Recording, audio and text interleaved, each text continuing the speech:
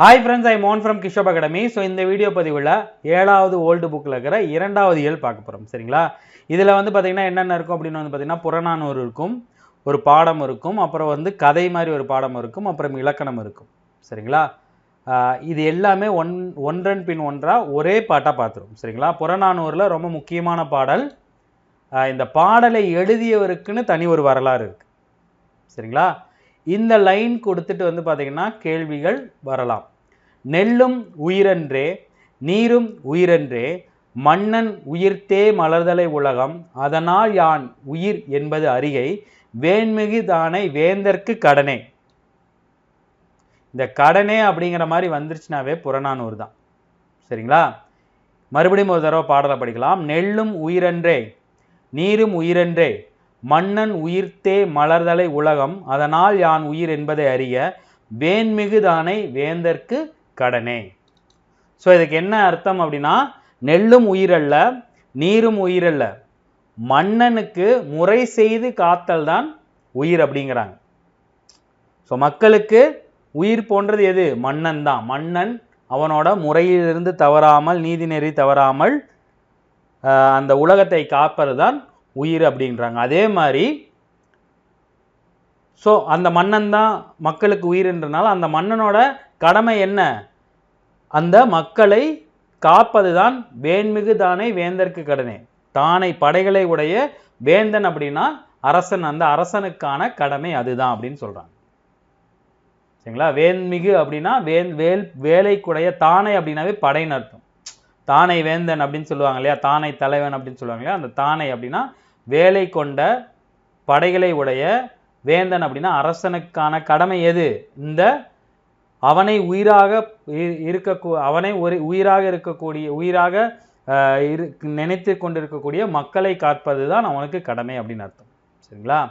So அறிகைனா அறிதல் வேண்டும், தானை அப்படின்னா படை, தானை தலைவன். சரிங்களா? கடனே அப்படின்னா கடமை. ஸோ இந்த ஆசிரியர் குறிப்பு, இந்த பாடலை எழுதியவர் பேர் வந்து பார்த்தீங்கன்னா மோசிக்கீரனார். சரிங்களா? இவரோட ஊர் வந்து பார்த்தீங்கன்னா மோசி, தென்பாண்டி நாட்டில் உள்ள மோசி அப்படிங்கிற ஊரில் வாழ்ந்த கீரன் என்று குடிப்பெயரை குறிப்பிடப்படுகிறது. இவரோட பேர் என்னங்கிறது முழுசா தெரியல. மோசிக்கீரனார் ஊர் பேரில் கீரன் அப்படிங்கிறத ஒரு குடிப்பெயராக இருக்கலாம்.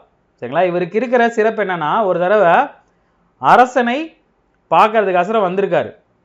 ரொம்ப தூரத்துலேருந்து களைச்சி போய் வந்தவர் என்ன பண்ணுறாருன்னா,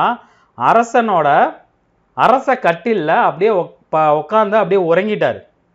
ஆக்சுவலாக அரச கட்டிலில் அரசனை தவிர வேறு யார் உட்கார்ந்தாலும் அது தேச துரோகம், தேச குற்றம், அவரோட தலை கொய்யப்படும். அது தெரியாமல் இவர் தூங்கி போயிட்டார்.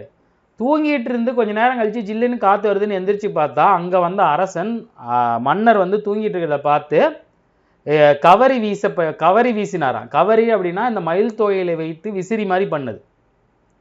ஸோ அதை வீசிய மன்னன் யாருன்னு வந்து பார்த்தீங்கன்னா சேரமான் பெருஞ்சேரல் இரும்பொறை. மோசிக்கீரனாருக்கு கவரி வீசிய மன்னன் சேர மன்னன் பெருஞ்சேரல் இரும்பொறை. அவரால் கவரி வீசப்பட்டவர் யாருன்னு வந்து பார்த்தீங்கன்னா மோசிக்கீரனார். அரசே, என்ன நீங்கள் எனக்கு வீசுறீங்க அப்படின்னா நீங்கள் வெகு தூரத்துலேருந்து தமிழுக்கு தொண்டாட்டிட்டு வரீங்க, உங்களுக்கு வீசுறது என்னோட பெருமைன்னு சொன்னாராம். அந்த அளவுக்கு தமிழை லவ் பண்ணார். யார்? அந்த அரசர். சரிங்களா? இதுதான் வந்து பார்த்தீங்கன்னா ரொம்ப முக்கியமானது. அரசனால் கவரி வீசப்பட்ட பெருமைக்குரியவர் மோசிக்கீரனார். அந்த கவரி வீசியவர் யாருன்னு வந்து பார்த்தீங்கன்னா சேரமான் பெருஞ்சேரல் இரும்பொறை. இவர் பாடிய பாடல்கள் அகநானூறு, குறுந்தொகை, நற்றிணை, புறநானூறுலாம் இருக்குது. ஸோ புறநானூரை பற்றி ஆல்ரெடி உங்களுக்கு தெரியும். புறம் குட்டல் 4, புறத்தை பற்றிய 400 பாடல்கள் கொண்ட தொகுப்பு தான் வந்து பார்த்திங்கன்னா புறநானூறு. புறம் அப்படின்னா அறம், அப்படின்னா அகம் அப்படின்னா அன்பின் ஐந்திணை, புறம் அப்படின்னா மரம் செய்தலும் அறம் செய்தலும், போரை பற்றியும் மக்களின் வீரங்களை பற்றியும் சொல்கிறதா வந்து பார்த்திங்கன்னா புறத்திணை. சரிங்களா? புறநானூறு ஒரு தொகுப்பு நூல், பல்வேறு காலங்களில் வாழ்ந்த பல்வேறு புலவர்கள் பாடிய பாடல்களால் பாடப்பட்டது. சரிங்களா? இதில் புலவர்களும் பாடியிருக்காங்க, மன்னர்களும் பாடியிருக்காங்க. ஆரிய படை கடந்த நெடுஞ்செழியன் அவர் ஒரு பாடல் படுத்திருப்பாரு. கடலுள் மாய்ந்த இளம் பெருவல், இவங்களாம் மன்னர்கள், அவங்க பாடின பாடல்களும் இருக்கும். சரிங்களா? பண்டைய தமிழ் மன்னர்களின் அற உணர்வு, வீரம், கொடை, ஆட்சி சிறப்பு, கல்வி பெருமை, புலவர்களின் பெருமிதம், மக்களுடைய நாகரிகம், பண்பாடு எல்லாவற்றையும் எதன் மூலமாக அறியலாம்? புறநானூறு மூலமாக அறியலாம். புறம்னா மரம் செய்தலும் அறம் செய்தலும். சரிங்களா? கவரி வீசப்பட்டவர் யாரு? மோசிக்கிறனார். கவரி வீசியவர் சேரமான் பெருஞ்சேரல் இரும்பறை. உங்களுக்கு புது புக்கில் வந்து பார்த்தீங்கன்னா மேலை வகுப்புகளில் ஒரு பாக்ஸ்லேயே இந்த சம்பவத்தை கொடுத்து அந்த பாட்டையும் கொடுத்துருப்பாங்க. சரிங்களா? அரசனை குறிக்கும் வேறு பெயர்கள் கோ, மன்னன், வேந்தன். பார்த்து வச்சிங்க. இதெல்லாம் பார்க்காம போயிடும். இதுலேருந்து தான் கேள்வி வரும். சரிங்களா? அடுத்து புறநானூறு எந்த நூல்களில் ஒன்று? 8 தொகை நூல்களுள் ஒன்று. சரிங்களா? நெல்லும் உயிரென்றே என்று பாடியவர் மோசிக்கிறனார். உடல் சோறினால் முரசக்கட்டிலில் உறங்கிய போது கவரி வீசிய மன்னன் பெருஞ்சேரல் இரும்பொறை. சேரமான் பெருஞ்சேரல் இரும்பொறை. சரியா? ஸோ அடுத்து வந்து பார்த்தீங்கன்னா முதுமொழி காஞ்சி. எனக்கு தெரிஞ்சு முதுமொழி காஞ்சி பழைய புத்தகத்தில் மட்டும்தான் இருக்குன்னு நினைக்கிறேன். இல்லை இதே பாடல் எங்கேயோ பார்த்த மாதிரி எனக்கு ஞாபகம். புது புத்தகத்தில் இருக்காங்கிறது எனக்கு சரியாக தெரியல. சரிங்களா? எதுக்கும் பார்த்து வச்சிங்க. அப்படியே இருந்தால் இதே பாடல் தான் கொடுத்துருப்பாங்க. சரிங்களா? முதுமொழி காஞ்சியில் எல்லா பாடல்களும் ஆர்கழி உலகத்து அப்படின்னு தான் தொடங்கும். இதுதான் ஃபர்ஸ்ட் லைனு. முதுமொழி காஞ்சியை பாடியவர் வந்து பார்த்தீங்கன்னா மதுரை கூடலூர் கிளார். சரிங்களா? சிறந்ததென கூறப்படும் 10 பொருளை தன்னகத்தே கொண்டிருப்பதான் சிறந்த 10. மொத்தம் 10 100 பாடல் இருக்கும். சரிங்களா? இங்கே கொடுத்துருப்பாங்க. சரிங்களா? 10 அதிகாரம் இருக்கும். அதிகாரத்திற்கு 10 செயல்கள். மொத்தம் இது மாதிரி 100 பாடல்கள் இருக்கும். சரிங்களா? ஸோ சிறந்த 10னா சிறந்ததென கூறப்படும் 10 பொருட்களை தன்னகத்தை கொண்டது தான். இதில் ஒரு சிறந்த 10 அப்படிங்கிறது ஒரு அதிகாரம். சரிங்களா? ஆர்கழி உலகத்து மக்கள் எல்லாம் ஓதலில் சிறந்ததென்று ஒழுக்கமுடைமை. ஓதல்னா என்னது? படிக்கிறது. படித்தவனோட சிறந்ததாக இருக்கிறது எதுன்னு வந்து பார்த்தீங்கன்னா ஒழுக்கமாக இருப்பது. காதலில் சிறந்ததென்று கண்ணஞ்சப்படுதல். காதல் அப்படின்னா அன்பு. பிறருக்கு அன்பை காட்டுதை விடும் மேலானது எதுன்னு வந்து பார்த்தீங்கன்னா அவர்கள் போற்றும்படி நம்ம வாழ்றது. சரிங்களா? ஒருத்தர் அன்பு காட்டுதலும் சிறந்தது என்னது? நியாயமா ஒழுக்கமா போற்றுத மாதிரி நடந்துக்கிறது. சரிங்களா?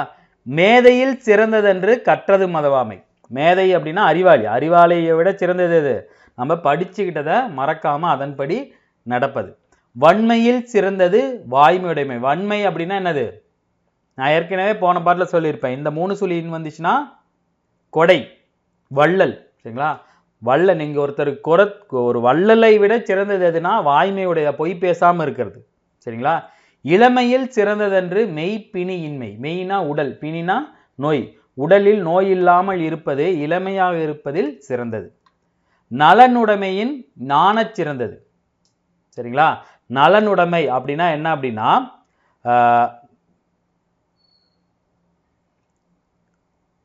அதாவது நலனுடைமை அப்படின்னா அழகா இருக்கிறத விட நாணமா இருக்கிறது நல்லது. நாணம் அப்படின்னா இந்த இடத்துல எதை மென்ஷன் பண்ணுவாங்க அப்படின்னா ஒரு விஷயத்தை, தப்பான விஷயங்களை செய்ய கூச்சப்படுறாங்க இல்லையா, அதுதான் வந்து பார்த்தீங்கன்னா நலனுடைமையின் நாணச் சிறந்தது. நல்லா இருக்கிறத விட நாணமா இருக்கிறது நல்லது. குலனுடைமையின் கற்பு சிறந்ததென்று. சரிங்களா? குலப்பெருமையை விட நாம் கற்பா ஒழுக்கமாக இருக்கோம் இல்லையா, அதுதான் சிறந்தது. நீ எவ்வளோ பெரிய குடும்பத்தில் வேணாலும் பிறந்து வளர்ந்துக்கோ, நீ ஒழுக்கமாக இருக்கியாங்க தான் முக்கியம். குலனுடைமையின் கற்பு சிறந்ததென்று. கற்றலின் கற்றாரை வழிபடுதல் சிறந்ததென்று.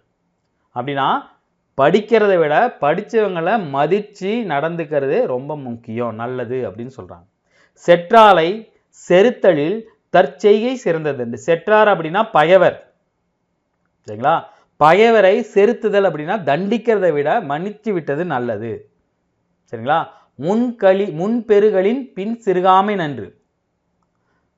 முன்னாடியான நம்ம பண்ண முன்பெருகளின் சிறுகாமை. முன்பெரு அப்படின்னா முன்னாள் காலத்தில் பெருகிய, களி அப்படின்னா இந்த இடத்துல என்னன்னு சொல்றாங்கன்னா நம்ம முன்னாடி சேமித்து வச்ச அந்த முன்னோர்களோட செல்வத்தை சிறுகாமைனா செலவு பண்ணாமல் பாதுகாப்பது சிறந்ததுன்னு சொல்லியிருக்காங்க. அவர் வந்து பார்த்தீங்கன்னா மதுரை கூடலூர் கிளார். இதில் எது கொடுத்தாலும் நம்ம போட்டுடலாங்க. ஏன்னா சிறந்ததென்றுன்னு தெரியும். இன்னொருத்தோட இன்னொன்று சிறந்ததென்று அப்படிங்கிற வேர்டு வரும், அதனால் போட்டலாம். நாம் இதில் முக்கியமாக படிச்சுக்க வேண்டியது என்னென்னு வந்து பார்த்தீங்கன்னா சொற்பொருள். இந்த 100 இது வந்து பார்த்தீங்கன்னா இந்த ஒரு கேள்வியாக வந்திருக்கு. சரிங்களா? ஆர்கழி அப்படின்னா நிறைந்த ஓசையுடைய கடல். சரிங்களா?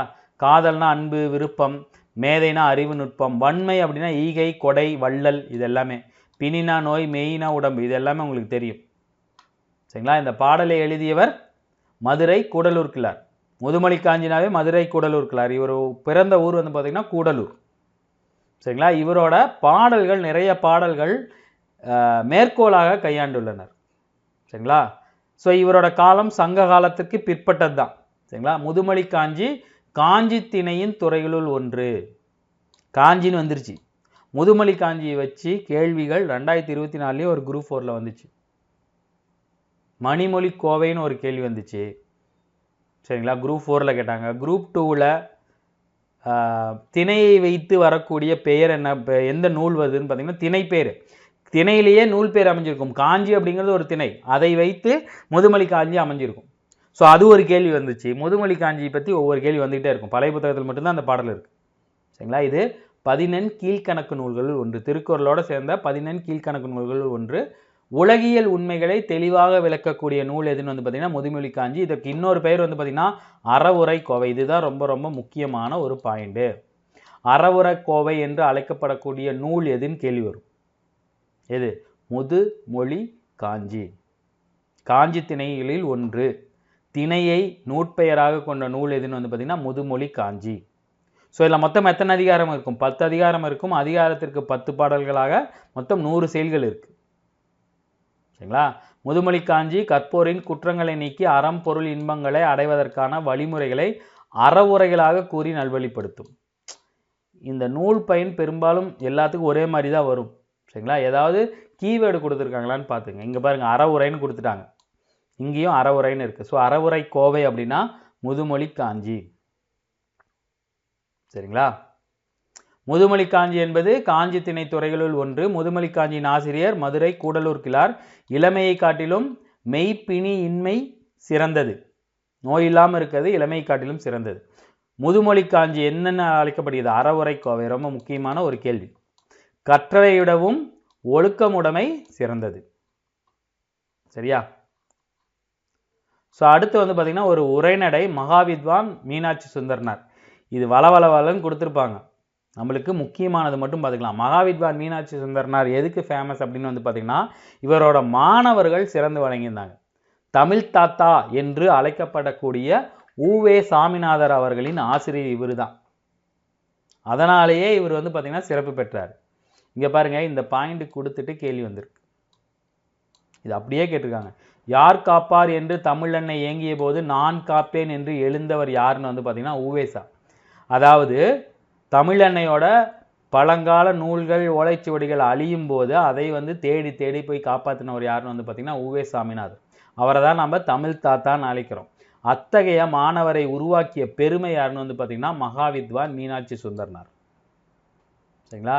எப்படி ஆசிரியரால் மாணவன் சிறப்படைகிறார்களோ அதே போல் சிறந்த மாணவர்களால் யாருப்பா இவரோட ஆசிரியர் அப்படின்னு சொல்லி பெருமை அடைந்தவர் யாருன்னு வந்து பார்த்தீங்கன்னா மீனாட்சி சுந்தரனார். ஸோ மீனாட்சி சுந்தரனார் என்ன பண்ணுவார்? நிறைய நயமிக்க பாடல்களை இலக்கணங்கள்லாம் மாணவர்களுக்கு சொல்லி கொடுத்துருப்பாங்க. அதன் மூலமாக மாணவர்கள் தமிழை வந்து பார்த்திங்கன்னா காதலுடன் கற்று உலகமெல்லாம் பரவ செய்தனர். ஸோ இவர் எங்கே பிறந்தார்னு வந்து பார்த்திங்கன்னா 1815ஆம் ஆண்டு ஏப்ரல் 6ஆம் நாள் திருச்சி பக்கத்தில் இருக்கிற எண்ணெய் கிராமத்தில் பிறந்தார். இவரோட அப்பா பேர் சிதம்பரம் அன்னத்தாச்சியார். ஸோ இளமையில் தன்னோட அப்பா கிட்ட தமிழ் கற்றுக்காரு. அதுக்கப்புறம் இலக்கிய இலக்கண நூல்களில் நன்கு புலமை பெற்றார். ஸோ சிறு வயதிலேயே செய்யுள் இயற்றும் ஆற்றல் இவர்கிட்ட இருக்குது. எத்தனை வயசுன்னு கொடுக்கல. சரிங்களா? இவரை வந்து பார்த்திங்கன்னா திருச்சியிலே செட்டில் ஆனார். ஸோ அதனால் திருச்சிராப்பள்ளியோட பழைய பேர் என்னென்னு வந்து பார்த்திங்கன்னா திரிசிராபுரம். ஸோ இவர் என்னன்னு சொல்லியிருக்காங்க? திரிசிரபுரம் மீனாட்சி சுந்தரனார் கூப்பிட்டுருக்காங்க. ஸோ அதுக்கப்புறம் இதில் ரொம்ப முக்கியமான பாயிண்ட் என்னென்னு வந்து பார்த்திங்கன்னா இவர் எந்த மாணவர்களையும் ஒதுக்கலை. சாதி மதம் பாராது, பெரிய சின்னம் இது இல்லாமல் எல்லாத்துக்கும் என்ன பண்ணியிருக்காரு? பாடம் சொல்லி கொடுத்துருக்காரு. இவர் பெரிய பணக்காரலாம் இல்லை. ஆனாலும் நிறைய மாணவர்களை தன்னோட வீட்டிலேயே தங்க வச்சு உணவளித்து பாடம் சொல்லி கொடுத்துருக்காரு. உவேசா அப்படி தான் இவர்கிட்ட கற்றுக்கிட்டார். ஸோ இவர் உருவாக்கிய சிறந்த மாணவர்கள் யாருன்னு வந்து பார்த்திங்கன்னா குலாம் காதர் நாவலார். இவர் பார்த்தீங்கன்னா குலாம் காதர்னு வந்துருச்சு. ஸோ இவர் ஒரு முஸ்லீமாக இருக்கலாம். சவரி ராயலு, தியாகராஜர், சாமிநாதர் இவரெல்லாம் குறிப்பிடத்தக்க மாணவர்கள். இவங்க எல்லாமே தமிழில் மிகப்பெரிய ஆளுமைகள். சரிங்களா? ஸோ இவர் திருச்சிராப்பள்ளியில் இருக்கும்போது இவர் திருவாடுதுறை ஆதீனமாக இருக்கணும், ஆதீன வித்வானாக இருக்கணும்னு சொல்லி ஆதீன தலைவர் விருப்பப்பட்டதுனால இவர் என்ன பண்ணியிருக்காரு, சில காலம் ஆதீன வித்வானாக இருந்திருக்காரு. அதனால தான் இவர் மகா வித்வான் மீனாட்சி சுந்தரனார் கூப்பிடுறாங்க. திருவாரூர்துறையில் இருக்கும்போது தான் உவே சாமிநாதருக்கு ஆசிரியராக இருந்திருக்கார். ஸோ கேள்வி வரலாம், உவேசா மகாவித்வான் மீனாட்சி சுந்தரனாரிடம் எங்கு கல்வி கற்றார்னு பார்த்தீங்கன்னா திருவாடுதுறை. சரிங்களா? ஸோ அதுக்கப்புறம் ரொம்ப முக்கியமானது என்னன்னு வந்து பார்த்தீங்கன்னா, இவர் பாடம் கற்றுக்கிலே தன்னோட டைமை வந்து பார்த்தீங்கன்னா செலவழிச்சிருக்கிறாரு. ஏடை பார்க்காம மனப்பாடமாக நடத்தக்கூடிய ஆற்றல் வாய்ந்தவர். சரிங்களா? பேச்சு திறமையும் இவர்கிட்ட இருந்துச்சு. ஸோ இவர் 80க்கும் மேற்பட்ட நூல்களை எழுதியிருக்கார். இவர் எதில் ஸ்பெஷலிஸ்ட்னு வந்து பார்த்தீங்கன்னா பல கோவில்களின் தல புராணம் பாடுவதில் வல்லவர். தல புராணம்னா அந்த தலம், ஸ்தலம்னு சொல்கிறாங்க இல்லையா, அந்த கோவிலோட பெருமை என்ன, வரலாறு என்ன, சிறப்பு என்ன, அங்கு வீட்டில் இருக்கக்கூடிய மூலவரான இறைவனின் பெருமைகள் எல்லாத்தையும் சொல்லக்கூடியதான் வந்து பார்த்தீங்கன்னா தல புராணம். அந்த புராணத்தை வந்து பாடுறதுல வல்லவர் யாருன்னு வந்து பார்த்தீங்கன்னா மகாவித்வான் மீனாட்சி சுந்தரனார். சரிங்களா? இதுக்கப்புறம் வந்து இதில் முக்கியமானது என்னன்னு வந்து பார்த்தீங்கன்னா இவர் சிறந்த நகைச்சுவை உணர்வும் உடையவர். சரிங்களா? ஒரு தடவை ஒரு கும்பகோணத்தில் இருந்தப்ப அங்கே இருக்கிற ஒரு பத்திரம் எழுத வந்தபோது இவர் பத்திரம் எழுத கொடுத்துருக்காரு. பத்திரம் எழுதுவார். அப்போ என்ன சொல்லியிருக்காரு, சாட்சி கையெழுத்து போட வந்தவர் வந்து பார்த்தீங்கன்னா சுண்ணாம்புக்காரன் தெரு அப்படிங்கிறது, அதுக்கு வந்து பார்த்தீங்கன்னா நீற்றுக்கார தெருன்னு சொல்லுவாங்க. அதை கேட்கும்போது முன்னாடி சுண்ணாம்புக்காரன் தெருன்னு சேர்க்கலாமா நீற்றுக்கார தெருன்னு சேர்க்கலாமா அப்படின்னு கேட்கும்போது இவர் என்ன சொல்லியிருக்காரு, இரண்டும் வேண்டாம் மூன்றாவது தெரு அப்படின்னு சொல்லியிருக்காரு. மூன்றாவதுன்னா என்னது, சுண்ணாம்பை குறிக்கும். வெற்றிலை பாக்கு சுண்ணாம்பு, சுண்ணாம்பு மூணாவதாக போடுவாங்க. ஸோ சுண்ணாம்புக்காரன் தெருன்னு போடுங்க அப்படின்னு அர்த்தம். இதில் என்ன காமெடி இருக்குன்னு தெரியல, ஆனால் கொடுத்துருக்காங்க, தெரிஞ்சு வச்சுங்க. இதில் ரொம்ப ரொம்ப முக்கியமான ஒரு பாயிண்ட் என்னன்னு வந்து பார்த்தீங்கன்னா இந்த பாயிண்ட், நோய்க்கு மருந்து இலக்கியம் என்று கூறியவர் யார் அப்படின்னு சொன்னது. அதாவது பழைய புத்தகங்களில் இந்த மாதிரி கோட் வரும், எனக்கு மனைவி உண்டு மக்கள் உண்டு அதோட மானமும் உண்டுன்னு சொன்னவர் ஒருத்தர் தேவநாய பாவனர் சொல்லியிருப்பார். அதே மாதிரி திருவிக்கா வந்து பார்த்தீங்கன்னா நான் தனியாக வாழவில்லை தமிழோடு வாழ்கிறேன்னு சொல்லியிருப்பார். அதே மாதிரி உடம்பு சரியில்லாத போது ஓய்வெடுங்கள் அப்படின்னு சொல்லும்போது அப்படிலாம் ஓய்வெடுக்க முடியாது, எனக்கு நோய்க்கான மருந்து இலக்கியம்னு சொல்லி அப்பையும் தமிழ் மீது பற்று கொண்டு நிறைய நூல்களை எழுதியவர் தான் வந்து பார்த்தீங்கன்னா மகாவித்வான் மீனாட்சி சுந்தரனார். நோய்க்கு மருந்து இலக்கியம் என்று கூறியவர் யாருன்னு கொடுத்துட்டு மகாவித்வான் மீனாட்சி சுந்தரனார், உவேசா, திருவிக்கா, தேவநாய பாவனர் இவங்கெல்லாம் ஆப்ஷனில் வைப்பாங்க. சரிங்களா? ஸோ இதுதான் இந்த பாடத்திலே ரொம்ப முக்கியமான பாயிண்ட். இது இந்த மூன்றாவது தெரு. சரிங்களா? தல புராணம். அதுக்கப்புறம் வந்து பார்த்தீங்கன்னா இந்த பாயிண்ட், மீனாட்சி சுந்தரனாருக்கு எங்கே கல்வி கற்றுக் கொடுத்தாரு, திருவாடுதுறை. சரியா? இதோட இந்த பாடம் முடியுது. ஸோ உவே சாமிநாதரின் ஆசிரியர் மீனாட்சி சுந்தரனார். நோய்க்கு மருந்து இலக்கியம் என்பார் மீனாட்சி சுந்தரனார். மீனாட்சி சுந்தரனார் எது பாடுவதில் வல்லவர், தல புராணம் பாடுவதில் வல்லவர். சரியா? ஸோ இங்கே ஒரு கதை இருக்கும், அது தேவையில்லாத கதை தான், இருந்தாலும் இதை சுருக்கி உங்களுக்கு சொல்கிறேன்.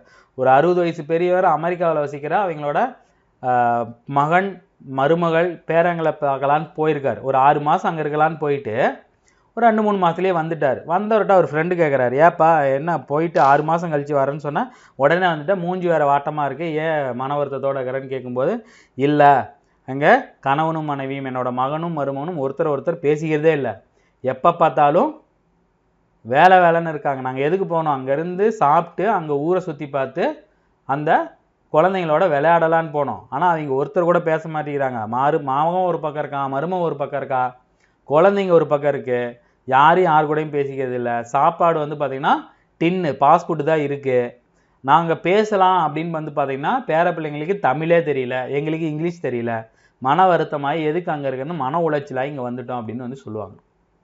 சரிங்களா? ரொம்ப கொடுமை இல்லை? சரிங்களா?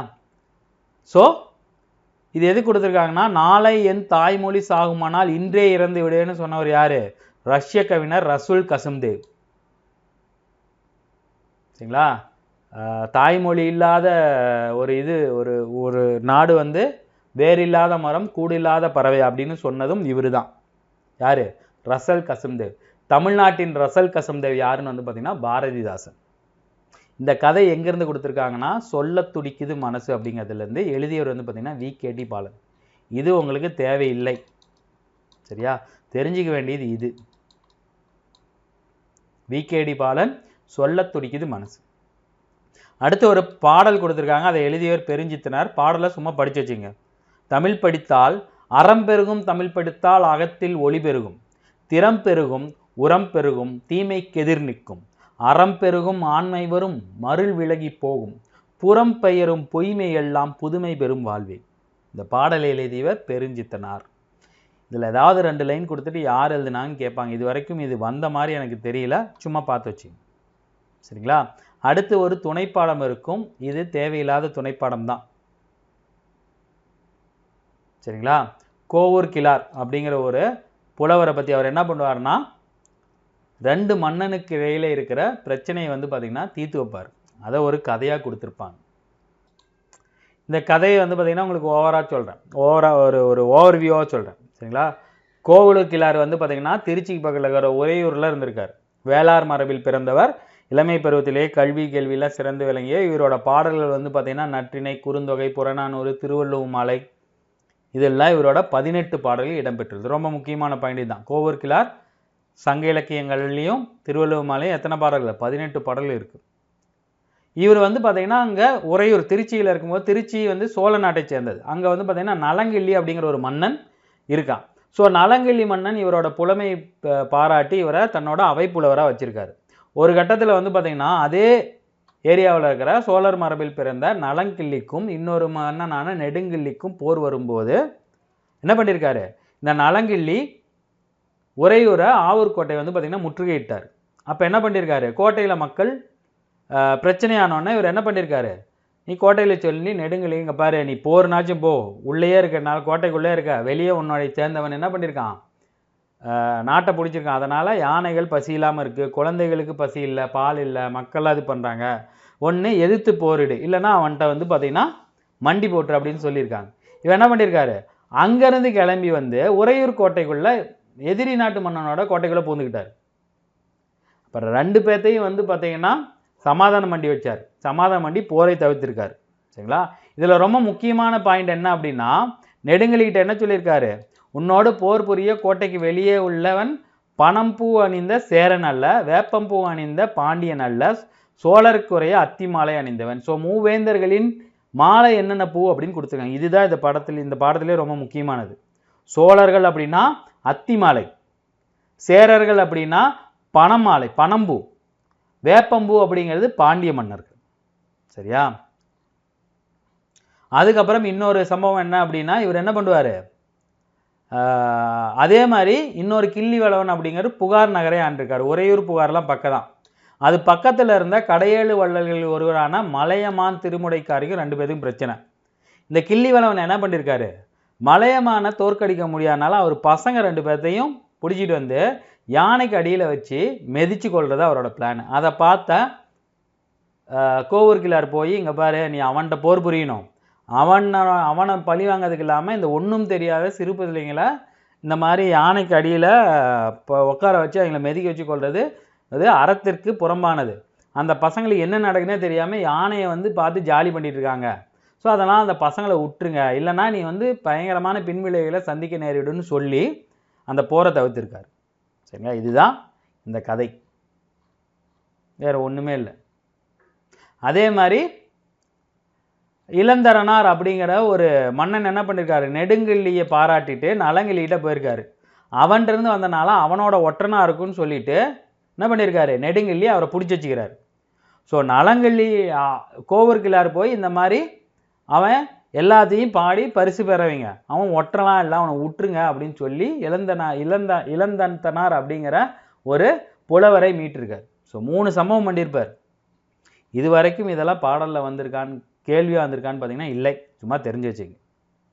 விரைந்து தொழிலேக்கும் நாளம் நிறந்தினது சொல்லுதர் வல்லார்பெரின். எதுக்கு இந்த குரல் கொடுத்துருக்காங்கன்னா என்ன? டக்குன்னு போய் உண்மையை சொல்லி நேரத்துக்கு ஏற்ற மாதிரி போய் செயல்படுறவங்களுக்கு இந்த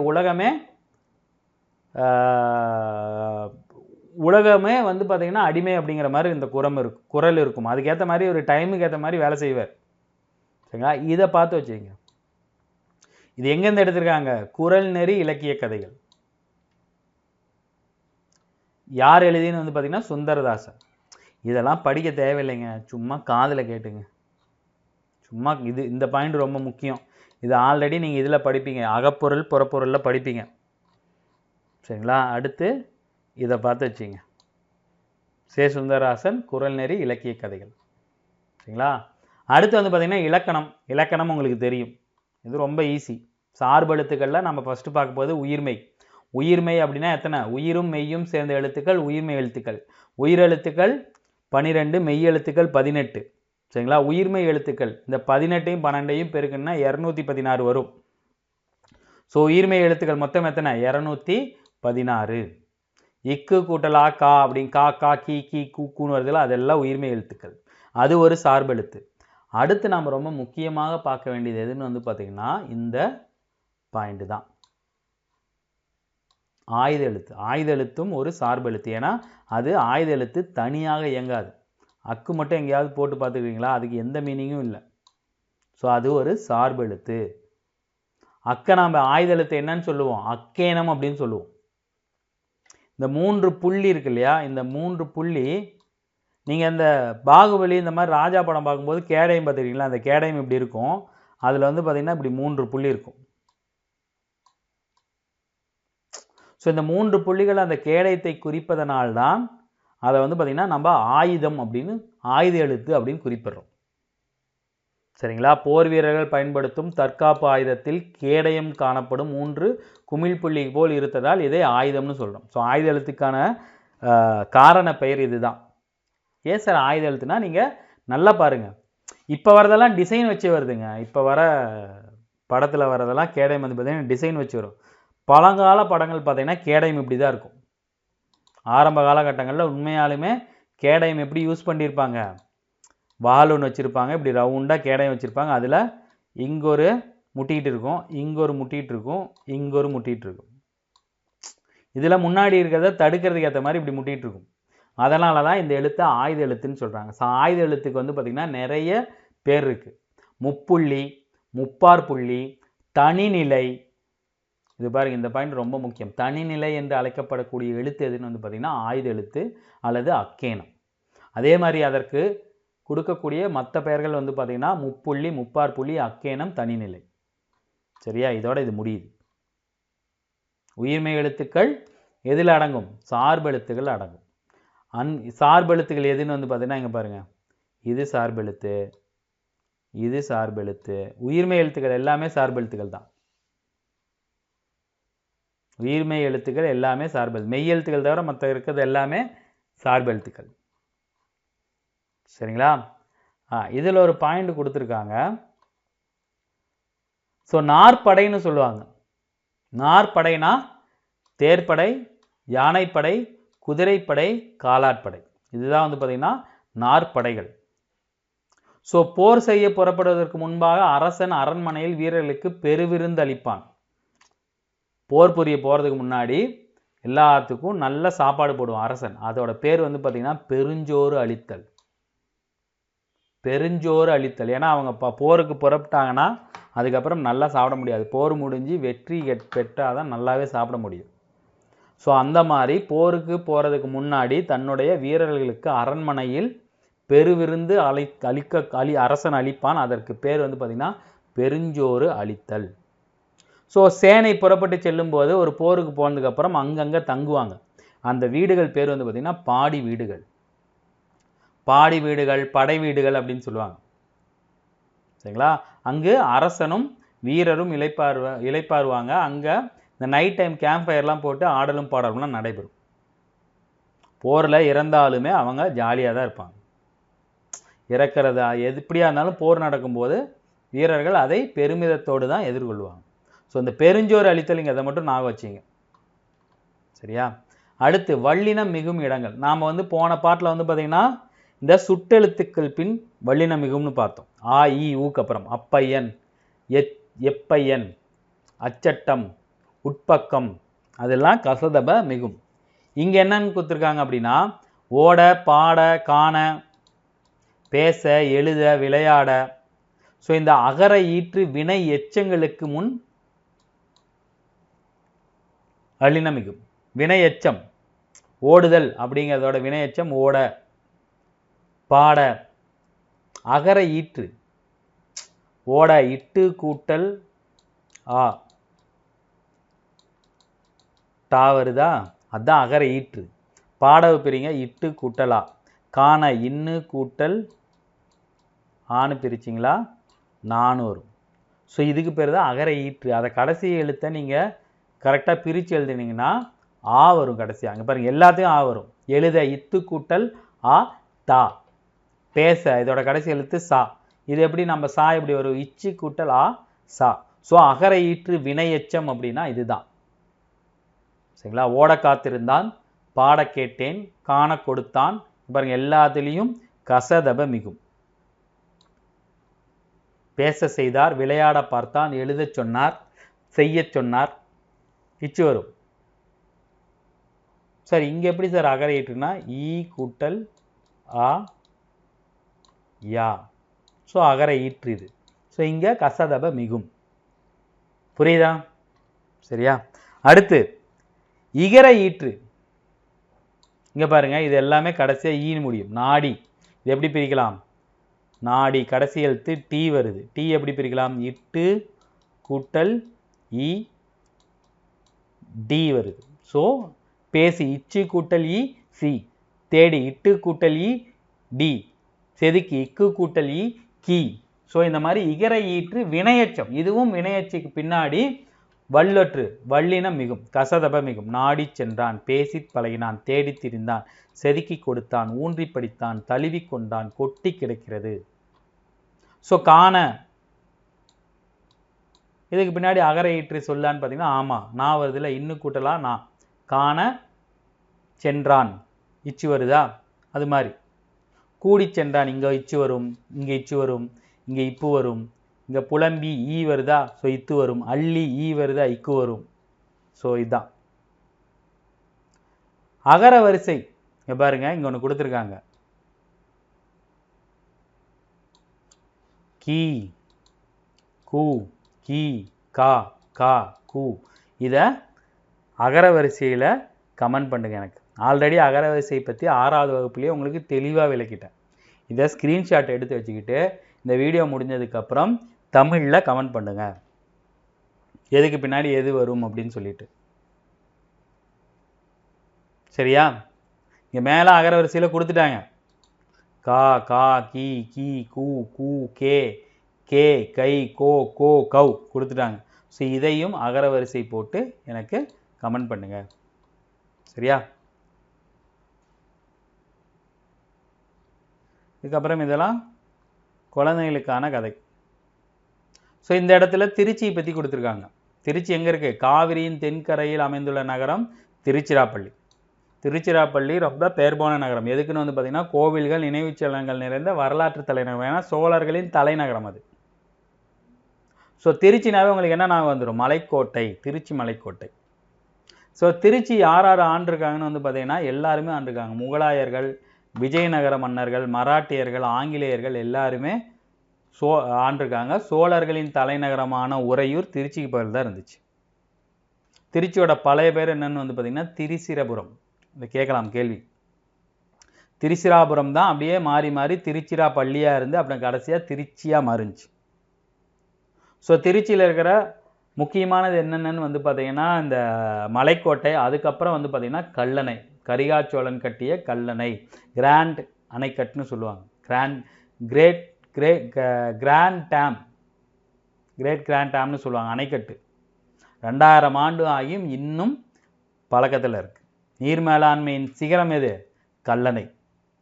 ஸோ திருச்சியில் இருக்கிற சுற்றுலா இடங்கள் வந்து பார்த்திங்கன்னா முக்கொம்பு, மீன்கோட்டை, புளியஞ்சோலை, பச்சைமலை, இதெல்லாம் திருச்சிராப்பள்ளி. திருச்சிராப்பள்ளி நிறைய தமிழ் அறிஞர்களையும் வழங்கியிருக்கு. தாய் மாணவருக்கு நாணநெறி காட்டிய மௌனகுரு, முதல் சிறுகதை எழுத்தாளரான வாவே சுப்பிரமணியம், இவங்கள்லாம் திருச்சியில் தோன்றியவர்கள். மகாவித்வான் திருச்சியில் தான் தோன்றியவர். திருச்சியை தஞ்சாவூராக பிரிக்கிறதுக்கு முன்னாடி தஞ்சாவூர் ஒட்டுக்காக தானே இருந்துச்சு. அப்போ ஊவேசா தஞ்சையை சேர்ந்தவர் தான். சரிங்களா? ஸோ ஆம் இல்லையை பார்க்கலாம். தென்கரையில் அமைந்த நங்கம் திருச்சிராப்பள்ளி ஆம் தான். மலைக்கோட்டையில் சிற்பங்கள் பாண்டிய காலத்தைன்னு கொடுத்துருக்காங்க. இங்கே பாருங்கள் பல்லவர் காலத்தை, ரொம்ப முக்கியமானது பாருங்கள் விட்டுட்டோம். இது மலைக்கோட்டையில் உள்ள சிற்பங்கள் எந்த காலத்தை சேர்ந்தவன்னு கேள்வி வரலாம். பாருங்கள், இப்படி தான் நம்ம விட்டுருவோம். அதனால தான் லைன் பை லைனாக பார்க்குறது. பல்லவர் காலத்தை சார்ந்தது. ஸோ இது தவறு. பல்லவர்களின் தலைநகரம் உறையூர், தவறு. சோழர்களின் தலைநகரம் தான் உறையூர். பல்லவர்களின் தலைநகரம் காஞ்சிபுரம். நீர் மேலாண்மைக்கு சிறந்த சான்று கல்லணை. ஆமாம். முதல் சிறுகதை எழுத்தாளர் குளத்தங்கரை அரசமரம், பாவே சுப்பிரமணியம். சரியா? இங்கே பாருங்க, இந்த பாடல் தான் ரொம்ப ரொம்ப முக்கியமானது. வேற எங்கேயுமே இந்த பாடல் இருக்காது, பழைய புத்தகத்தில் தான் இருக்கும். ஐவர் கடமை ஈன்று புறந்தரல் என் தலை கடனே, சான்றோராக்குதல் தந்தைக்கு கடனே. ஒரு மகனை சான்றோனாக மாற்றுறது யாருடைய கடமை? தந்தைக்கு கடமை. வேல்வெடித்து கொடுத்தல் கொல்லருக்கு கடன். கொல்லர், பொற்கொல்லர், இரும்பு கொல்லர்களோட கடமை என்ன? வேல்வடித்து வேந்தனுக்கு கொடுப்பதுதான் கொல்லர் கடன். நன்னடை நல்கள் வேந்தற்கு கடனே, நல்ல முறையில் ஆட்சி செய்வது அரசனின் கடமை. ஒளிர்வாள் அருஞ்சமம் முறுக்கி களிறு எறிந்து பெயர்தல் காளைக்கு கடனே.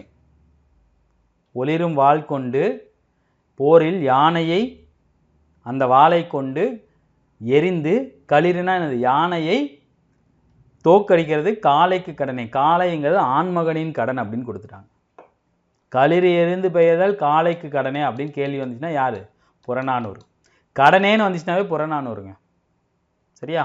ரொம்ப முக்கியமான பாடல். 1க்கு 2 வாட்டி படித்து வச்சிங்க. சரியா? இதற்கப்புறம் இதில் முக்கியமான பாயிண்ட்ஸ்ன்னு ஏதாவது பார்த்தீங்கன்னா இல்லை, இது எல்லாமே இது பார்க்கலாம். மோசிக்கிறனார் பாடிய பாடலில் இடம்பெறாத நூல் எதுன்னு வந்து பார்த்தீங்கன்னா பழமொழி 400ன்னு நினைக்கிறேன். சரியா? சோழருக்குரிய பூ அத்திப்பூ, வேப்பம்பூனா பாண்டியர், பணம்பூனா சேலர். உயிர்மை எழுத்துக்கள் 216. நலனுடைமை நாணச் சிறந்து கற்றலின் கட்டாரை வழிபடுதல் சிறந்து முன்பெருங்களின் பின் சிறுகாமை சிறந்ததென்று. சரியா? ஸோ இதோட வந்து பார்த்தீங்கன்னா இயல் 2 முடியுது. டக்குன்னு பார்த்தாச்சு. இயல் 3ம் ஈஸியாக தான் இருக்கும். இயல் 1 தான் கொஞ்சம் கஷ்டமாக இருக்கும், 1 மணி நேரத்துக்கு பக்கமாக போகும். சரிங்களா? இயல் 2 உங்களுக்கு ஈஸியாக இருக்கும். ஸோ இந்த வீடியோ பதிவு உங்களுக்கு பயனுள்ளதாக இருக்கும்னு நினைக்கிறேன். நான் சொன்னதை வந்து பார்த்தீங்கன்னா இந்த வீடியோ பார்த்ததுக்கப்புறம் கமெண்ட் பண்ணுங்கள். சரிங்களா? ஸோ இதே மாதிரி அடுத்த வீடியோவில் நம்ம சந்திப்போம். தேங்க்யூ.